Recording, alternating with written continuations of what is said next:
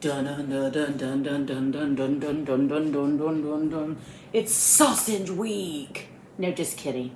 I just thought I would do a play on since it's Shark Week. Listen, I don't watch Shark Week. Growing up, listen, y'all, 60s and 70s parents were a whole different breed, weren't they? Because my parents took me to see Jaws when I was 5. What were they thinking? We had just got back from vacation at the ocean. Now listen, y'all, had I seen that before?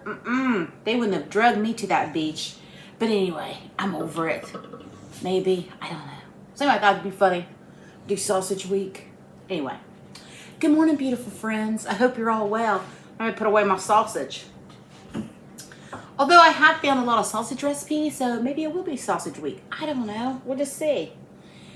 But anyway, back to what we're doing here.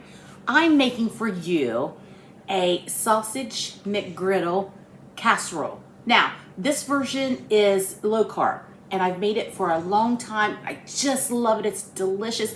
Even if you aren't doing low carb, make this. It's fantastic. Now, I'm making a big 9x13 pan, so you can half the recipe and make a smaller batch.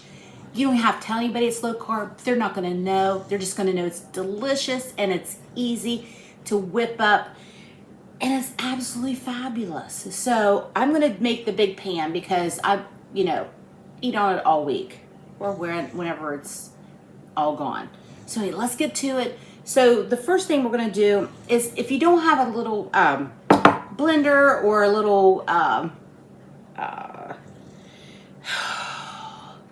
you know what I'm trying to say. One of these, you can whip it up by hand. It's not a big issue. You could even use a hand mixer. So what we're going to do now is we're going to start with the wet, because I like to do wet, dry, then wet. So I'm going to give you the full recipe, and then you can half it. Okay, so first we're going to start off with 3 eggs. Super simple. I just whisked them up a little bit. And we're going to come with 2 cups of almond flour. So this is gluten-free. So if you have someone in your life who can't eat gluten, this is a perfect recipe for them. It's also low carb. Get that in there. There we go. Put it in there. Now we're going to add 1 stick of melted butter. And I know you're like, oh, 1 stick, that's a lot better. But this is dispersed throughout the whole casserole. So even if this made 8 servings, which is going to make more than that, that would only be 1 tablespoon of butter. You know you all eat more than that. I do. All right, so in goes the butter. 8 tablespoons of melted butter. Then we're going to come in with 1.5 teaspoons of baking powder. 1.5 teaspoons. And here's a tip for you, and I'm guilty of this. Make sure your baking powder, your baking sodas are up to date. Because sometimes if you don't bake a whole lot, and baking powder, you don't want it to go bad when you're baking because it will not do well in your recipe. Okay, so now we're going to go in with 3 tablespoons of sugar-free syrup. Now listen, I've always used sugar-free syrup, even before I was a diabetic. The other is just so sweet to me. If you don't have any issues with diabetes or you're doing low carb, use your favorite syrup. It doesn't have to be sugar-free. Okay?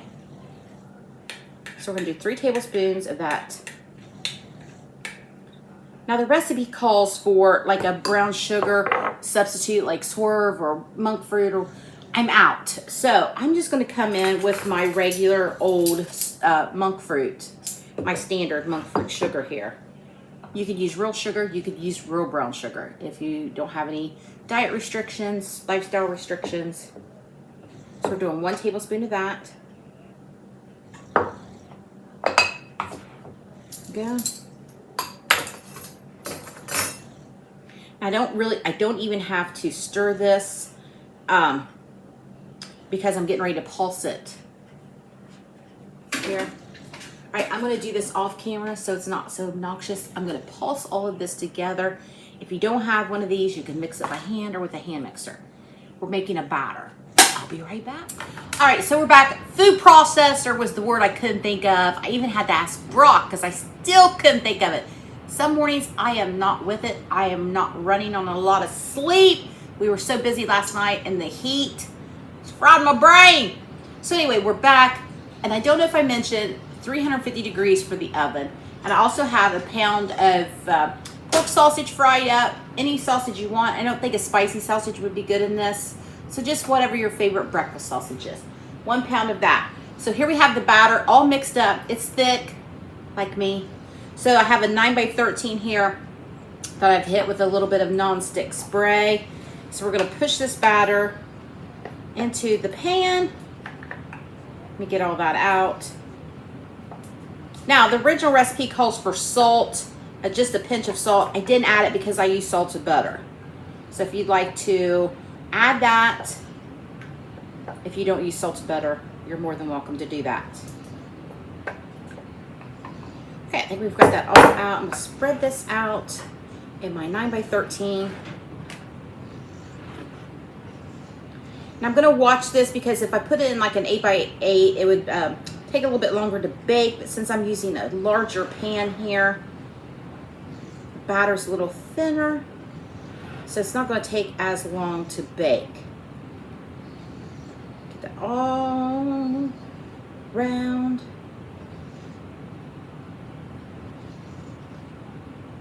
Yes, I'm going to use my fingers, and yes, it's okay because I'm putting it in a 350 degree oven. So anything that's on my finger is going to be baked off. And there's nothing on my finger because they're clean. All right, there we go. Now I've got my 1 pound of breakfast sausage here. Just going to add that on.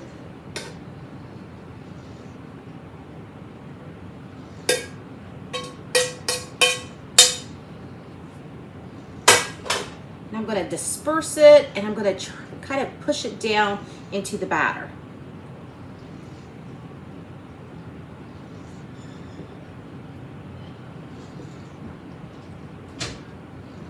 It's going to be so good. Brock and Maddie are getting ready to go chanterelle mushroom hunting. Now, I've never cooked them before, so I'm excited to try them. He has some in the fridge. We haven't cooked them yet. His friend Jamie is a huge forager, finds all kinds of interesting things. Now we do mushroom hunt and things like that, but usually for morel. So I'm excited about trying these mushrooms. Okay, so there we go. 350 degree oven. I'm going to set the timer for 20 minutes. I'm going to keep an eye on it, and I'll be back to show you the finished breakfast. Oh, we friends, we're back with that low carb McGriddle casseroles out of the oven. Now it took my oven about 30 minutes. About the last 3 minutes, I pulled it out and put a little bit of a syrup on top. You don't have to do that, you can. Every oven is different. So it breaks down to 8 slices or about 4 grams of carbohydrates. Now, those are gonna be 8 big slices. So listen, even if you aren't doing low carb or have any restrictions in your diet, this recipe is absolutely amazing. I think you would love it. Kids, grandkids, I imagine you could freeze it. I know what it tastes like, but I'm gonna taste it for you.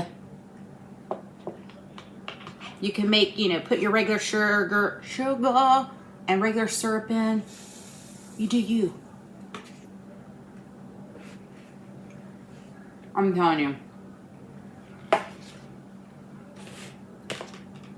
This is absolutely one of my favorites of all times. If you never worked with almond flour, try it. It's absolutely amazing. Now listen, I'm gonna tell you something too. I was telling you about the Brock and Maddie's going chanterelle. That's a mouthful. Hunting. So while this was baking, Brock said we better cook them up and see if we like them before we go because we may hate them. We cooked them up. Oh, they were absolutely delicious. So they're going foraging. Find some more chanterelles, so hopefully they find them.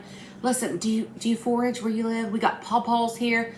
Our woods are full of pawpaws and berries and ramps. I don't like ramps. Anyway, all right, I'm gonna go. I'm gonna eat my breakfast. Seriously, I hope you try this. Let me know what you think. And thanks for stopping by, visiting me in my kitchen this morning. As always, good to see you.